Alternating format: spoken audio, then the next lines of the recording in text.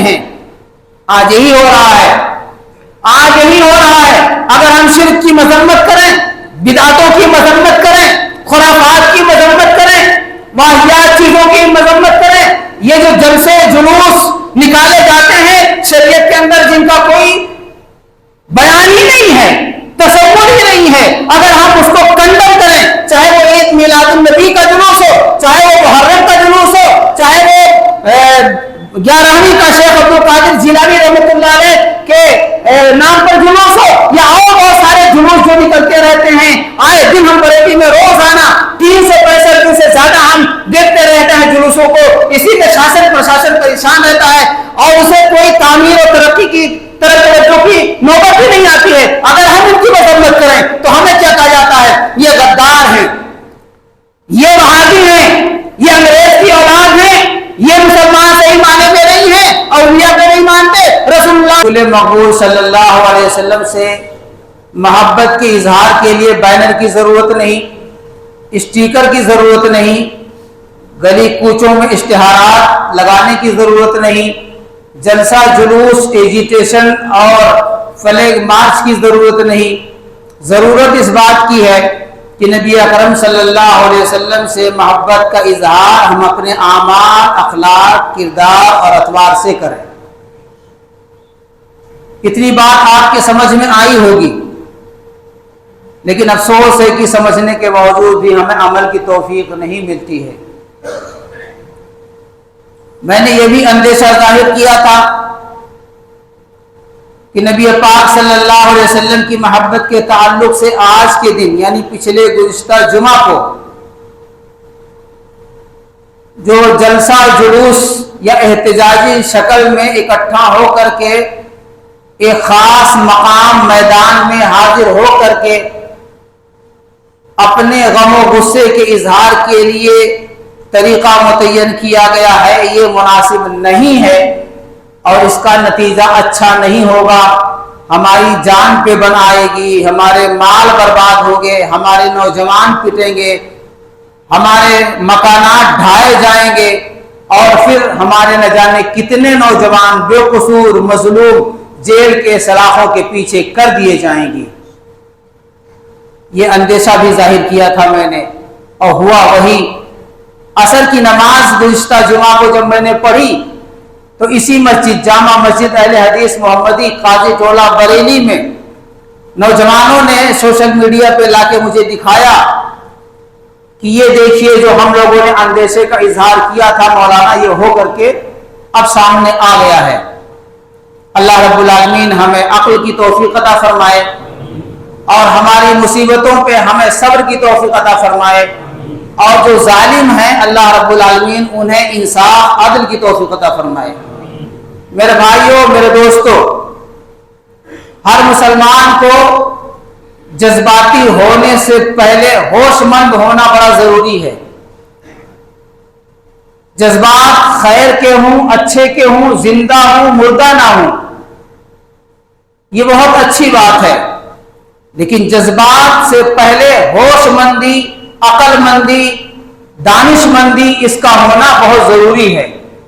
بدقسمتی سے آج ہم اور آپ جذبات کے رو میں بہہ جاتے ہیں اور بہت سارے شرعی فیصلے احکامات پیروں تلے روک دے رہے ہیں، اور بہت سارے مواقع پر ایسا ہوتا ہے کہ ہم کسی کی بات نہ مان کر کے، اس کی خیر خواہانہ گفتگو کو نہ سمجھ کر کے اس کو الٹا الزام دینے لگتے ہیں، ڈرپوک کہنے لگتے ہیں، بزدل کہنے لگتے ہیں، اور نہ جانے کن کن الفاظ سے ہم اسے یاد کرنے لگتے ہیں. ایسا نہیں ہونا چاہیے.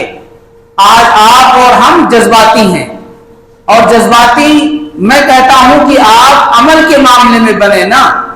جو عمل رسول اللہ صلی اللہ علیہ وسلم نے ہم کو آپ کو کرنے کو بتایا ہے، کردار کے معاملے میں جذباتی بنے، اپنے اقوال کے معاملے میں، اپنے اخلاق کے معاملے میں جذباتی بنے، نہ کہ ہلڑ بازی میں آپ جذباتی بنے، اور آپ کے جذبات آپ کو اس مقام تک پہنچا دیں جہاں آپ خون کے آنسو روئے، بزرگ خون کے آنسو روئے، اور گھروں میں بہو بیٹیاں، ماں بہنوں کی عزت آبرو بھی صحیح معنی میں محفوظ نہ ہو، وہ گھر کے اندر بیٹھ کے روئیں.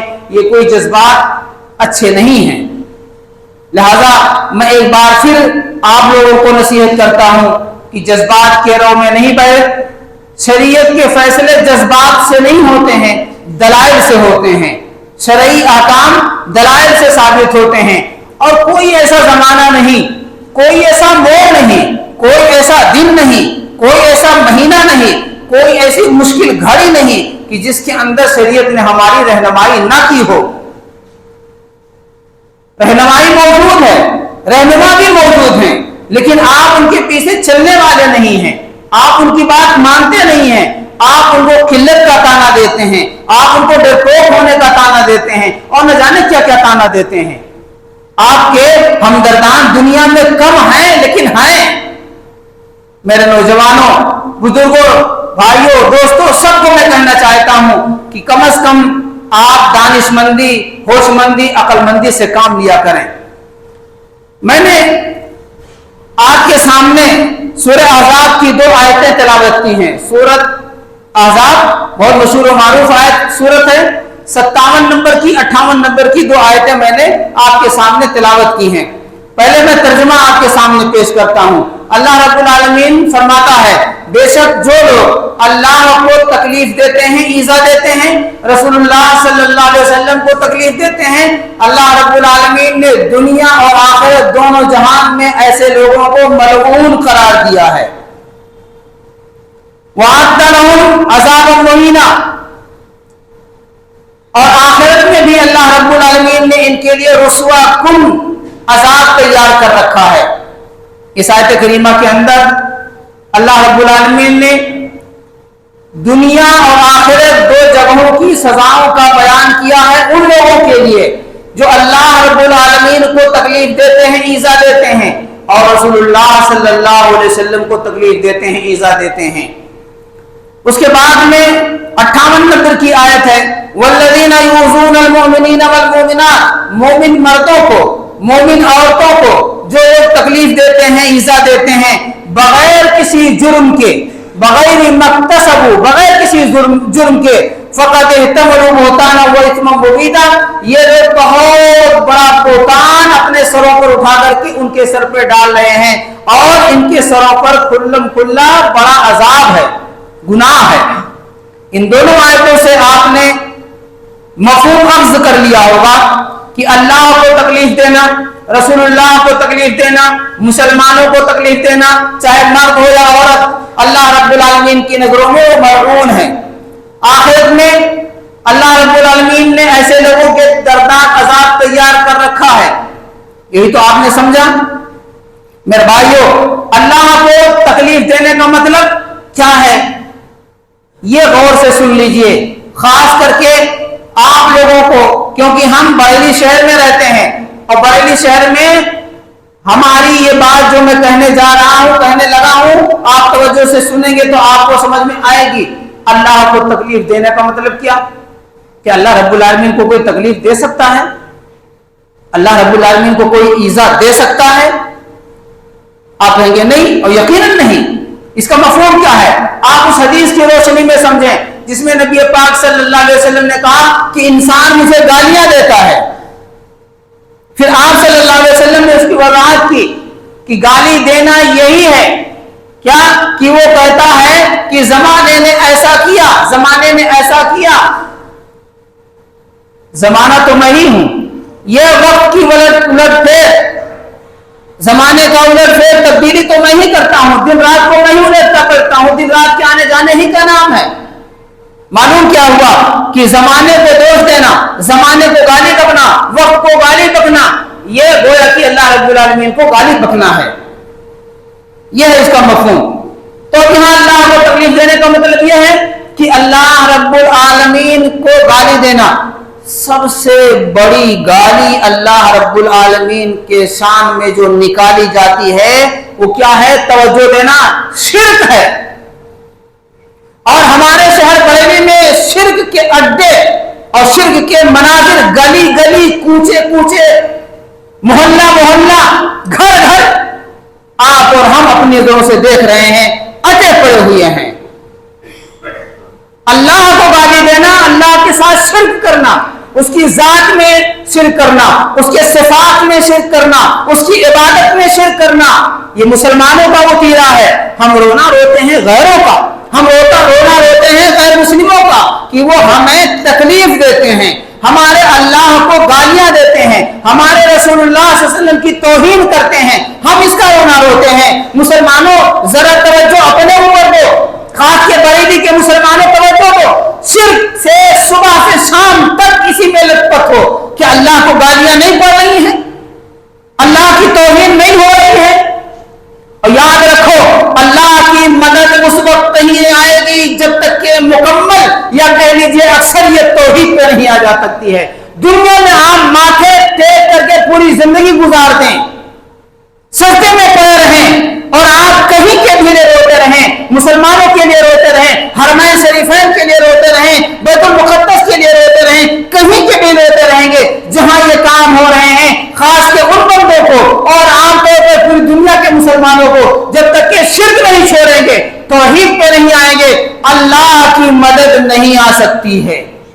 کم تعداد، لڑائی کے سامان کم نہ ہونے کے برابر نہتے اللہ کی مدد ایسے آئی کہ بڑی بڑی فوجیں شکست خوردہ ہو کر کے ہمیشہ کے لیے نیست و نابود ہو گئی۔ لہذا یاد رکھو اللہ کے ساتھ اپنا تعلق مضبوط کرو، توحید کا رشتہ مضبوط کرو، یہ ہے اللہ کو تکلیف دینا۔ اور رسول اللہ صلی اللہ علیہ وسلم کو تکلیف دینا، اللہ کے رسول صلی اللہ علیہ وسلم کو مکہ والے کبھی کہتے تھے اس کی بات مت سنو یہ تو جادوگر ہے، کبھی کہتے تھے پاگل ہو گیا ہے، مجنون ہے، دیوانہ، اس کی بات مت سنو، اس کی بات مت سنو۔ کوئی کہتا ہے یہ تو جھوٹا ہے، یہ جو بیان کرتا ہے نا یہ باپ داداؤں کی کہانیاں پہلے سے ہیں، سن رکھا ہے اس نے اور گڑھ لیا ہے، اس کو مت سنو۔ نبی پاک صلی اللہ علیہ وسلم کو تکلیف دیتے تھے یہ سب کہہ کر کے۔ آپ انسان تھے، بشر تھے، لہذا آپ کو بھی تکلیف ہوتی تھی، انسان بحیثیت انسان اسے تکلیف ہوتی ہے، آپ کو بھی تکلیف ہوتی تھی۔ یہ ہے رسول اللہ صلی اللہ علیہ وسلم کو تکلیف دینا۔ آج صلی اللہ علیہ وسلم کو تکلیف دینے کا ایک اور ڈھنگ نکل آیا ہے، وہ یہ ڈھنگ نکل آیا ہے کہ ہم مسلمان آپ صلی اللہ علیہ وسلم کو معاذ اللہ جادوگر تو نہیں کہتے، نہ کہیں گے، نہ آپ کو مجنون کہیں گے، نہ آپ کو کذاب کہیں گے، کچھ نہیں کہیں گے، لیکن آپ کے بتائے ہوئے اعمال، کردار، اخلاق، اطوار کوسوں دور ہیں، جان کر کے بھی اس پر ہم عمل پیرا نہیں ہیں۔ کچھ لوگ تو اس کو مانتے ہی نہیں، اپنے باپ داداؤں کے قصے، کہانیاں، طور طریقے، وتیرے عبادات میں، اخلاقیات میں، معاملات میں اسی پر عمل کرتے ہیں، اور کچھ لوگ مانتے تو ہیں لیکن اتنے ہٹ دھرم ہیں کہ اس کو عمل میں نہیں لاتے ہیں۔ یہ رسول اللہ صلی اللہ علیہ وسلم کو تکلیف دینے کے مترادف ہے۔ جو تکلیف دیتے ہیں رسول اللہ صلی اللہ علیہ وسلم کو، اللہ نے کہا دنیا میں ایسے لوگ ملعون ہیں۔ مجھے کہنے دیجئے آج پوری دنیا کے اندر مسلمان جس طریقے سے اللہ رب العالمین کے غضب کا شکار ہو رہا ہے کوئی اور قوم شکار نہیں ہو رہی ہے۔ اس کی وجہ یہی ہے کہ اللہ کو یہ تکلیف دے رہی ہے، یہ قوم مسلم قوم اللہ کو تکلیف دے رہی ہے، رسول اللہ صلی اللہ علیہ وسلم کو تکلیف دے رہی ہے، اللہ نے رحمت کا سایہ اس سے اٹھا لیا ہے، اس لیے پوری دنیا کے اندر یہ قوم مغضوب بن گئی ہے، ملعون بن گئی ہے۔ پوری دنیا کے اندر یہ قوم دوسروں کے منہ کا نوالا بنتی جا رہی ہے۔ عزت، آبرو، جان، مال، کاروبار اور تمام چیزیں ہماری غیروں کے داؤں پہ لگی ہوئی ہیں۔ کیوں؟ اس لیے کہ ہم اللہ رب العالمین کو تکلیف دیتے ہیں، رسول اللہ صلی اللہ علیہ وسلم کو تکلیف دیتے ہیں۔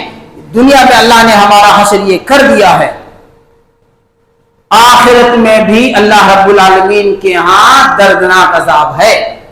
میرے بھائیوں ان آیتوں کو خالی آپ غیر مسلموں ہی میں کیوں فٹ کرتے ہیں؟ آپ کے لیے کون سی آیت اتری ہے قرآن میں؟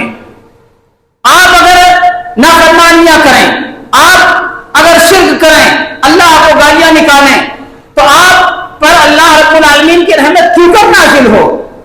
آپ اپنا عمر کیوں نہیں فٹ کرتے ہیں؟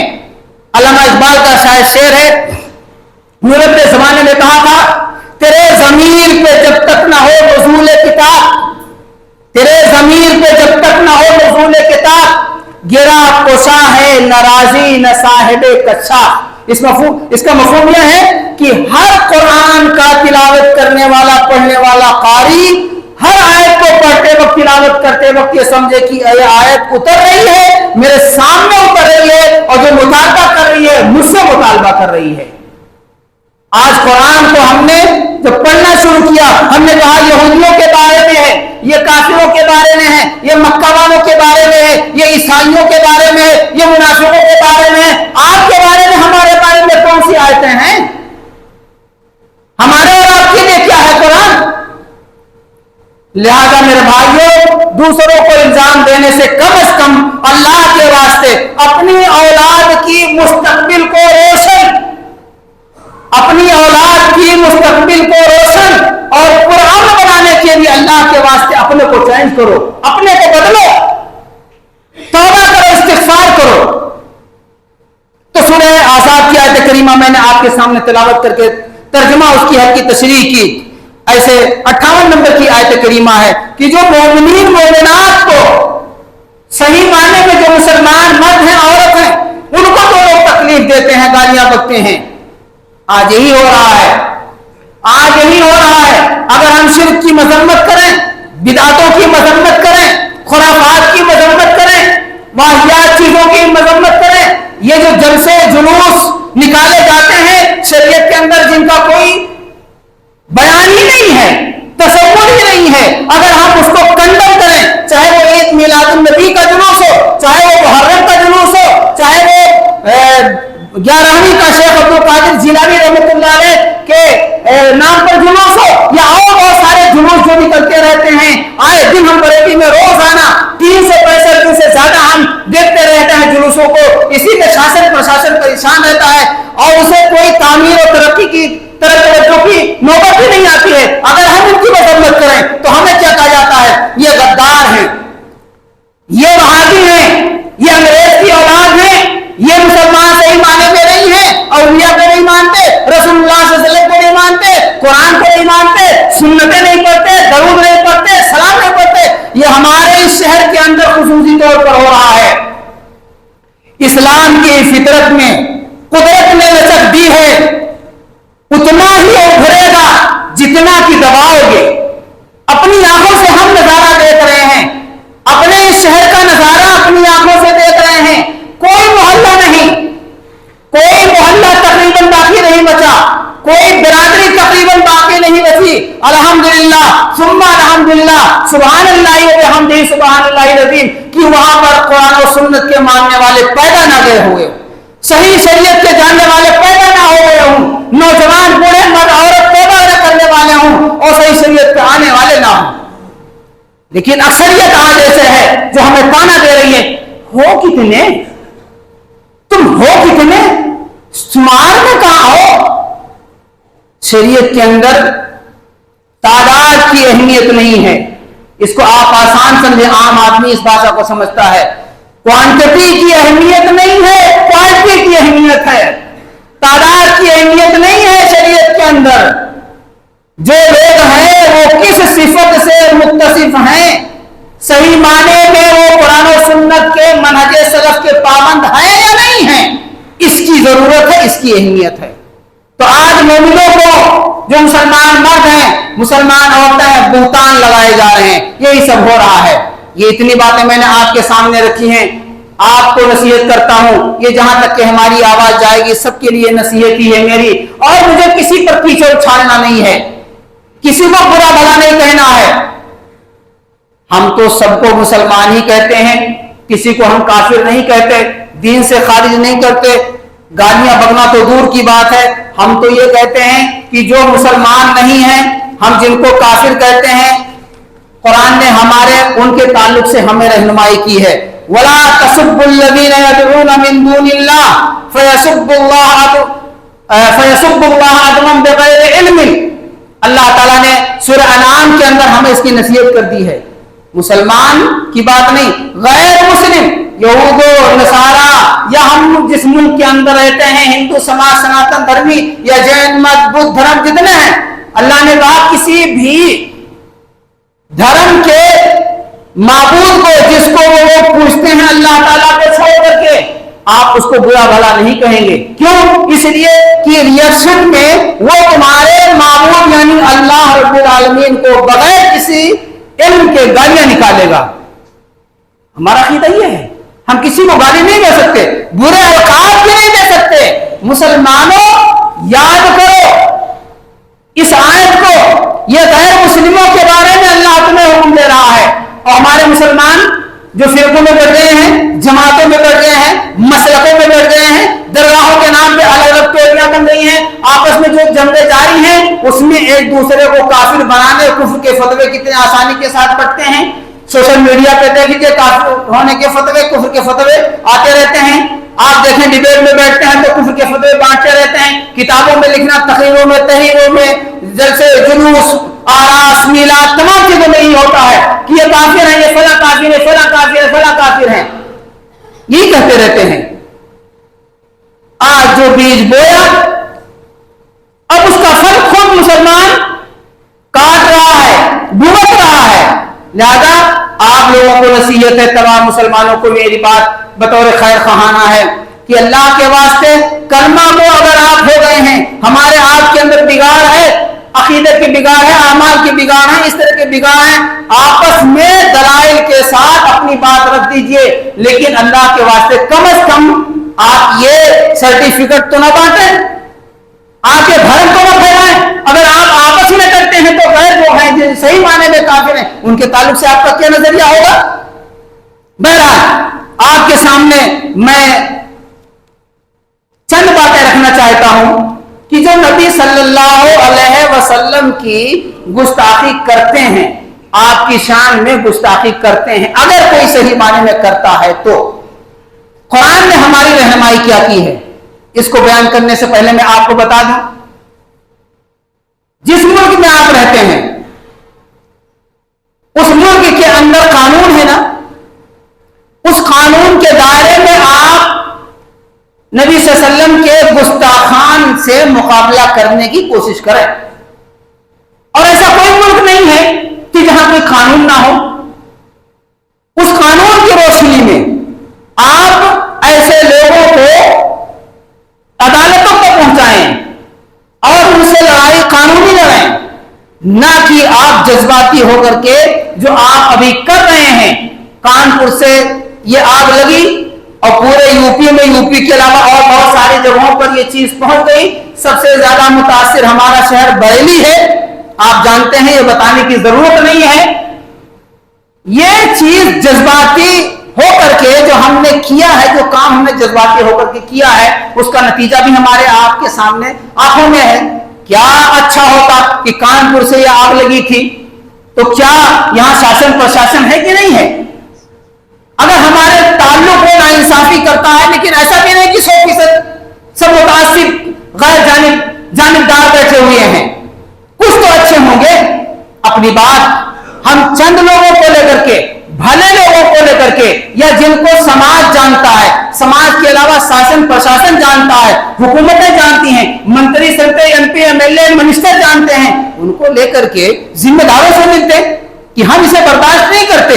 ہمارے قرآن نے کہا کہ کسی کے معبود کو ہم برا بھلا نہیں کہہ سکتے, لہذا آپ ہمارے معبود اللہ کی طرف سے بھیجے گئے ہمارے ایمان کا جز اور حصہ محمد رسول اللہ صلی اللہ علیہ وسلم پر آپ یہ کیوں گندی باتیں کرتے ہیں. آپ وہاں ملتے, جاپن دیتے, ان کو سمجھاتے, مانتے نہ مانتے ہوتا. آپ نے تو وہ نہیں کیا. شاسن پرشاسن نے آپ کو منع کیا, آپ باز نہیں آئے, آپ نے ایجیٹیشن کیا اور حل کیا ہوئی.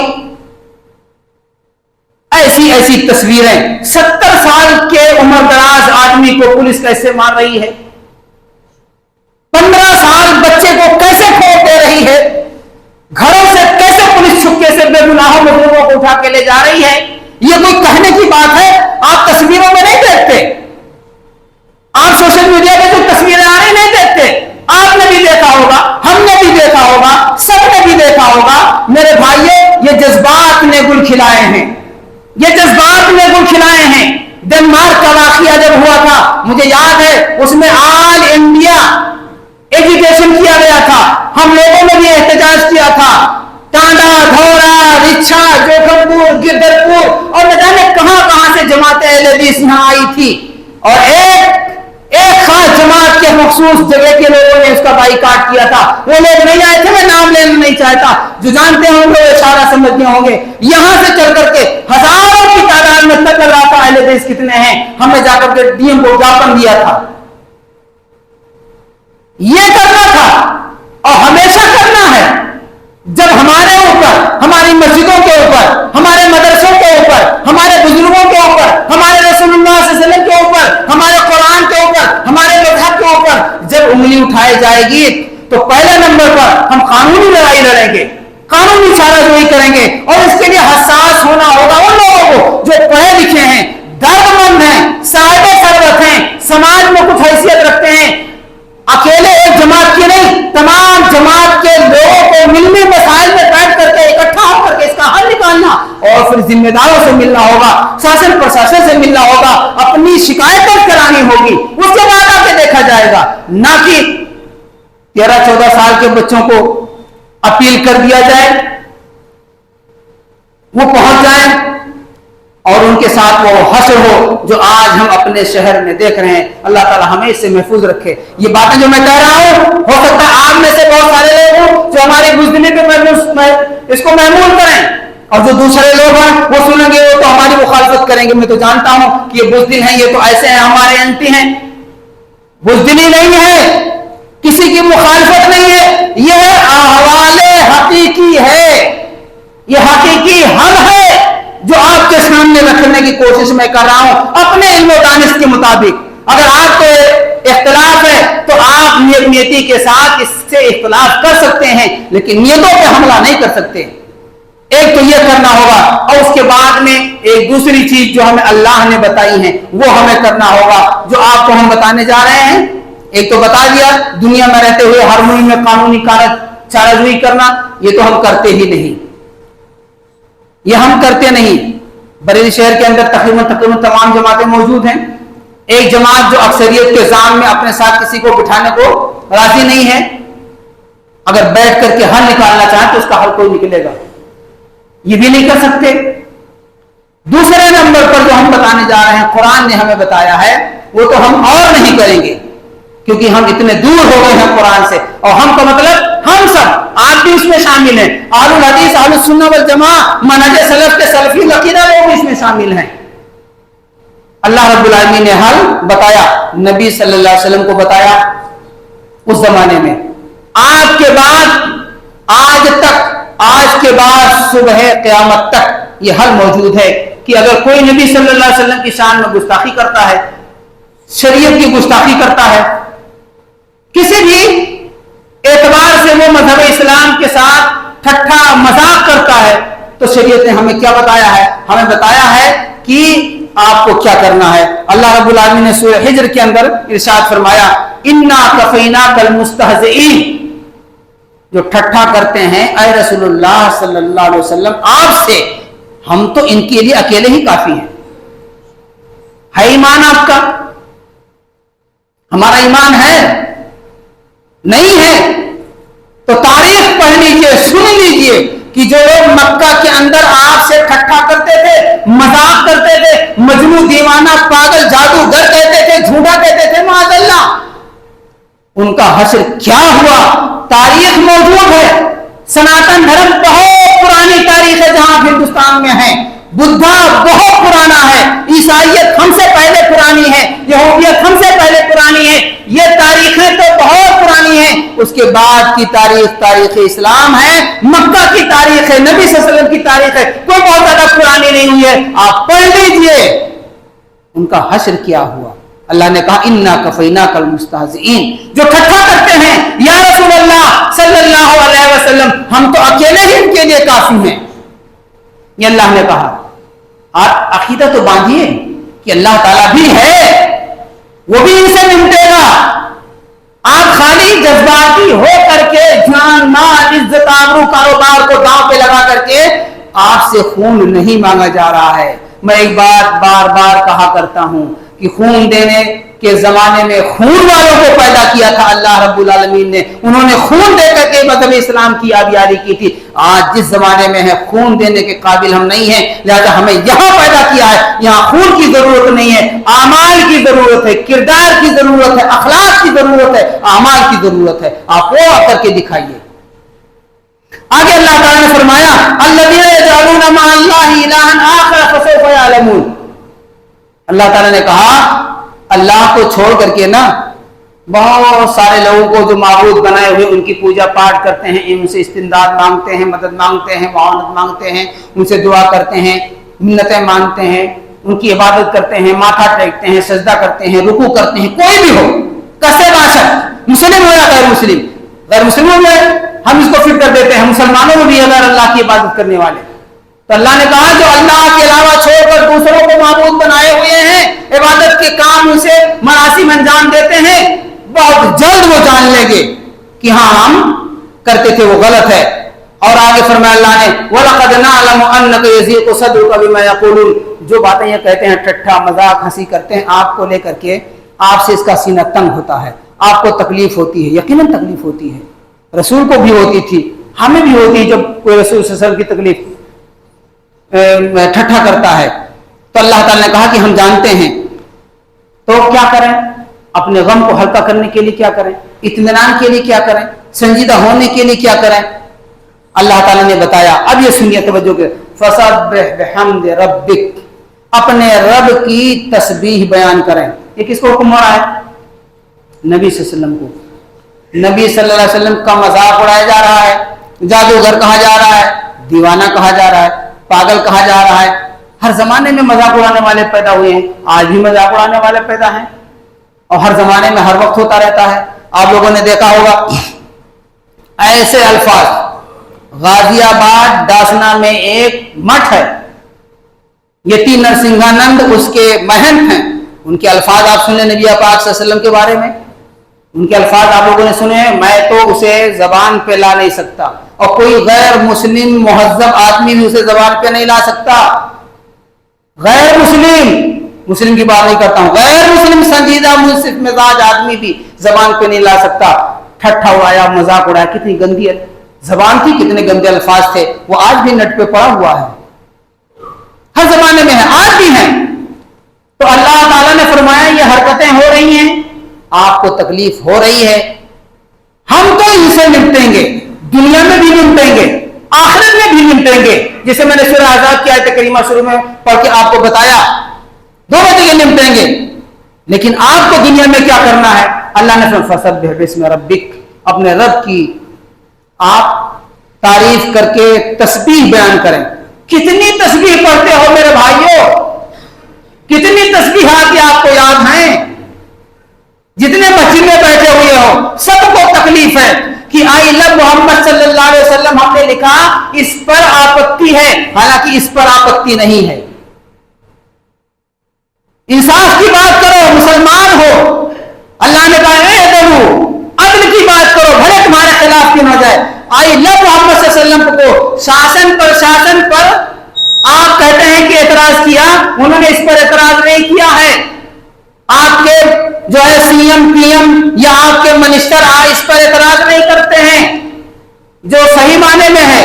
آپ جو ایک نئی پرمپرا ڈال رہے تھے، جو آپ کی ہماری عادت ہے آئے دن ڈھکوسلا بازی کرنے کا، یہ میرے جملے سخت ہیں لیکن میں کہہ رہا ہوں، اس پر اعتراض تھا، آپ نے اس کو رخ دوسرا دے دیا اور جذباتی مسلمانوں کو سڑکوں پہ لا دیا، اور پھر مسلمانوں کا جو حشر ہو رہا ہے سب دیکھ رہے ہیں، اس کا ذمہ دار کون ہے؟ یہ جو نقصانات ہیں اس کی تلافی کیسے ہوگی؟ کتنے تسبیحات آپ کو یاد ہیں؟ کتنے پڑھتے ہیں آپ؟ ہیں تسبیحات آپ کو یاد؟ سبحان اللہ وبحمدہ سبحان اللہ العظیم یاد ہے؟ آپ نمازوں کے بعد سبحان اللہ الحمدللہ اللہ اکبر کہتے ہیں، سبحان اللہ والحمدللہ ولا الہ الا اللہ واللہ اکبر آپ کہتے ہیں، ایسے بے شمار تسبیحات ہیں۔ آپ کتنی تسبیحات پڑھتے ہیں؟ یہ تو غم کا موقع ہے نا.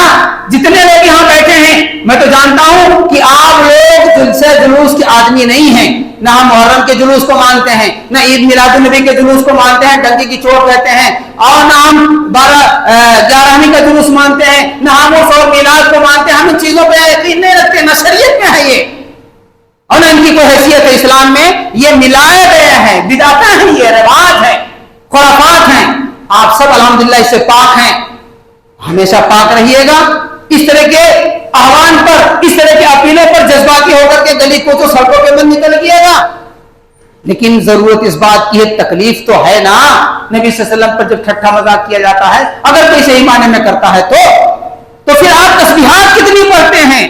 اچھا تسبیحات ایک روز کی بات, 1 گھنٹے کی بات, 1 مہینے کی بات ہے؟ نہیں. آگے آپ ابھی سننا, اس میں اللہ نے نبی صلی اللہ علیہ وسلم کو کیا کہا؟ فسبح بحمد ربک, اپنے رب کے حمد کے ساتھ تسبیح بیان کیجئے, اللہ کی تسبیح بیان کیجئے. اس سے آپ کے دل کو سکون ملے گا. آپ کو جو تکلیف ہوئی ہے وہ تکلیف ہلکی ہوگی, رنج کم ہوگا. مسلمان اس کو کرنے کو تیار نہیں ہے, مسلمان اسے کرنے کو تیار نہیں ہے. نوجوان کو گلی کوچوں پہ بلا لو, تیار ہے جانے کو, اور بعد میں مگرمچھ کے آنسو روئے گا, لیکن یہ کرنے کو تیار نہیں ہے. اگر اسے کہہ دیجیے آدھا گھنٹہ بیٹھیے, آپ کو ہم ایک تسبیح پڑھنے کو بتاتے ہیں اور یاد کراتے ہیں, سبحان اللہ و بحمدہ سبحان اللہ العظیم. آدھا گھنٹہ بیٹھنا موت کے مانند محسوس ہوگا. اور نوجوان کو کہہ دیجیے, ارے بھائی آج ذرا آپ آزاد اسکول میں, آزاد انٹر کالج کے اسکول شامت گنج میں آپ سب اکٹھا ہو جانا. وہ فلاں ولی کے خلاف ایسی زبان کھول دی, رسول اللہ کی زبان ایسے کہہ دیا, قرآن کے بارے میں ایسے کہہ دیا, آپ وہاں اکٹھے ہو جائیں گے. پھر حشر کیا ہوگا؟ وہی جو آپ سن رہے ہیں اور اپنی نظروں سے اس شہر میں آپ مشاہدہ کر رہے ہیں. اس کے لیے آپ تیار ہیں؟ یہ کون سی مسلمانیت ہے؟ مسلمان تو بڑا دور اندیش ہوتا ہے, مستقبل دیکھتا ہے. اتنے بدھو ہو گئے, ایسا نہیں ہونا چاہیے. تو اللہ نے کہا اللہ کی تسبیح بیان کیجیے, ایک کام, وَقُمْ مِنَ السَّاجِدِينَ, اور سجدہ کیجیے, اور سجدہ کیجیے, سجدہ کرنے والوں کے ساتھ سجدہ کیجیے. کتنے سجدے کرتے ہو؟ 5 وقت کی نماز تو تمہیں میسر نہیں ہوتی ہے, رات کے رات گھومتے رہتے ہو, نعرے لگاتے رہتے ہو, نہ جانے کون کون سے پھوہڑ نعرے لگتے ہیں, اس لیے آپ گھومتے رہتے ہو. کتنے سجدے کرتے ہو, کتنی نمازیں پڑھتے ہو؟ نماز کی بات نہیں کرتا, 5 وقت کی نمازوں کو پوچھ رہا ہوں. اکثریت تو بے نمازی ہو گئی. اپنے غموں کو ہلکا کرنا ہے, نبی کی محبت کا اظہار کرنا ہے, اپنے رنج کا اظہار کرنا ہے. سب سے زیادہ رنج کو سمجھنے والا اور رنج کو دور کرنے والا رب تعالی ہے. اس کے سامنے پیشانی 10 منٹ کے لیے تو ٹیکو, پیشانی جھکاؤ تو 10 منٹ کے لیے, اور اس سجدے میں رو کہ اس محسن اعظم کے لیے کہ جس نے پوری انسانیت کو انسانیت کا درس دیا. اللہ آج اسی کی شان میں گستاخی کی جاتی ہے. یہ کتنے بڑے بیوقوف ہیں, اس کے لیے روتے ہو کبھی؟ کوئی نہیں روتا. اے اہل الحدیث, تم بھی یہ نہیں کرتے, یہ کرنا چاہیے. اور اس کے بعد اللہ تعالیٰ نے فرمایا وَاعْبُدْ رَبَّكَ حَتَّى يَأْتِيَكَ الْيَقِينُ, موت کے آنے تک اپنے رب کی عبادت کرو. یہ تو خطاب رسول اللہ کو ہو رہا ہے صلی اللہ علیہ وسلم کہ موت کے آنے تک آپ اپنے رب کی عبادت کرتے رہیں, سجدہ کرتے رہیں, تسبیح بیان کرتے رہیں. یہ ہے آپ کے رنج, الم, غم, پریشانی, الجھن کا مداوع, اس کا علاج, اس کا مرہم. کرو گے؟ آپ لوگوں سے سوال ہے, آپ لوگ کرو گے یہ؟ میرے بھائیوں, اتنے دنوں سے جو ہم دیکھ رہے ہیں اپنی عمر میں, خالی آپ کی بات نہیں کرتا, سب کی بات کرتا, ہر جگہ کی, ہر جماعت کی بات کرتا, یہ چیز ہم سے نہیں ہو پا رہی ہے, یہ چیز ہم سے نہیں ہو پا رہی ہے. لہذا میرے بھائیوں, میں آپ لوگوں سے کہنا چاہتا ہوں کہ یہ جلسہ جلوس, ایجیٹیشن اور اس طرح کی پھوہڑ حرکتیں آپ نہ کریں. آپ کا ہمارا صحیح معنی میں مسلمانوں کا اس سے کوئی لینا دینا نہیں, کوئی لینا دینا نہیں. اگر کچھ ناہنجار طاقتیں ایسا کرتی ہیں، آپ اپنے ذمہ داروں سے ملیں. ذمہ داروں کا مطلب مسلمانوں میں جتنی جماعتیں ہیں سب مل بیٹھ کر کے ذمہ دار بیٹھیں، اور پھر وہ مخصوص چند لوگ آگے بڑھ کر کے شاسن پرشاسن سے ملیں، اپنی بات اوپر تک پہنچائیں، حکومتی اداروں تک پہنچائیں، اور پھر وہاں تک اپنی شکایت درج کرائیں، نہ کہ ایسی ناعاقبت اندیشی حرکت کریں کہ جس سے ہمارے نوجوانوں پہ مصیبت ٹوٹ پڑے. ایسا نہیں ہونا چاہیے. آخری بات، وقت زیادہ ہو گیا لیکن یہ بہت ضروری ہے، ایک بات میں کہہ دوں آپ سے. ایک نعرہ لگتا ہے اور وہ نعرہ برآمد ہے، یعنی لیا گیا ہے پاکستان سے. کیا؟ گستاخ رسول کی ایک سزا، اور کیا ہے؟ سر تن سے جدا، سر تن سے جدا. یہ سنا ہے؟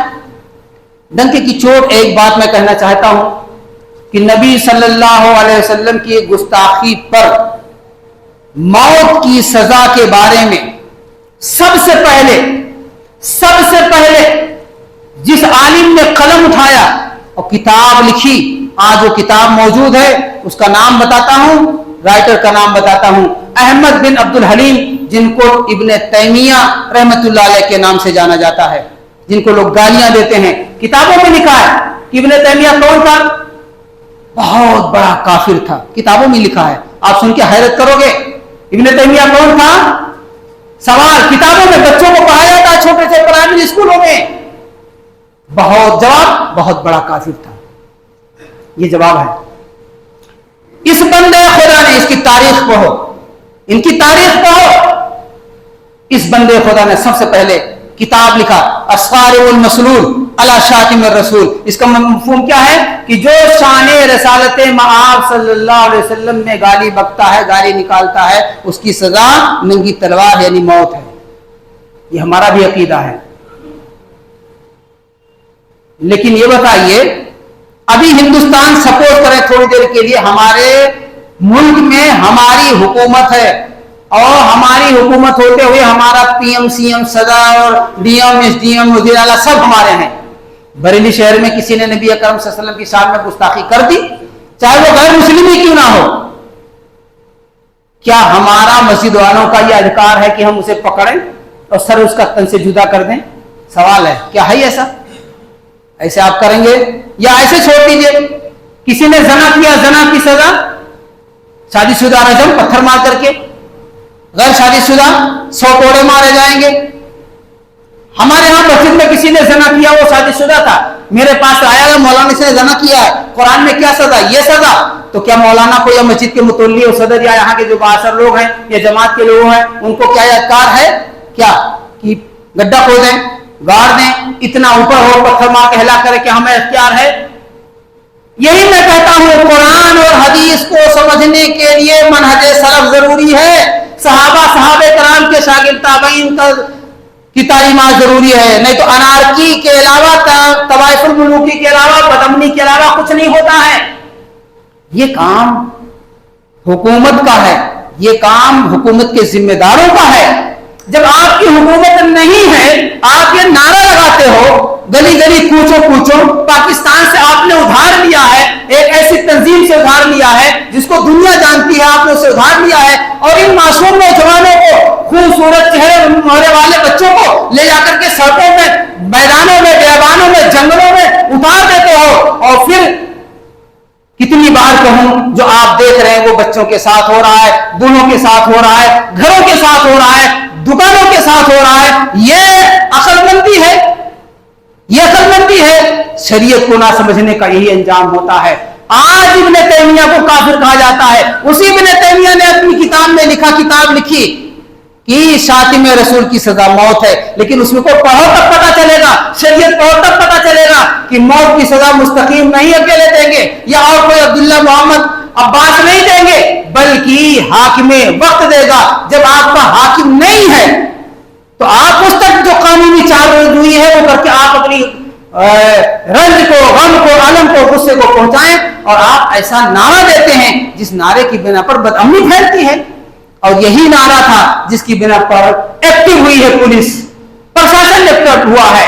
یہی نعرہ ہے، اور اس میں مولانا بھی کودے ہیں، سیاسی نیتا مسلم وہ بھی کودے ہیں، ان کے تو اپنے مفاد ہیں، لہذا ہوشیار رہو، ہوشیار رہو، ہوشیار رہو۔ اللہ تعالی ہم کو، آپ کو، سب کو ایک اور نیک بنائے، ہمارے گناہوں کو معاف فرمائے، ہماری غلطیوں کو معاف فرمائے۔ اللہ ہمارے شہر میں، خاص کر کے پوری دنیا میں عمومی طور پر امن شانتی کا ماحول پیدا فرمائے۔ وآخر دعوانا الحمدللہ رب العالمین۔ السلام علیکم ورحمۃ اللہ وبرکاتہ۔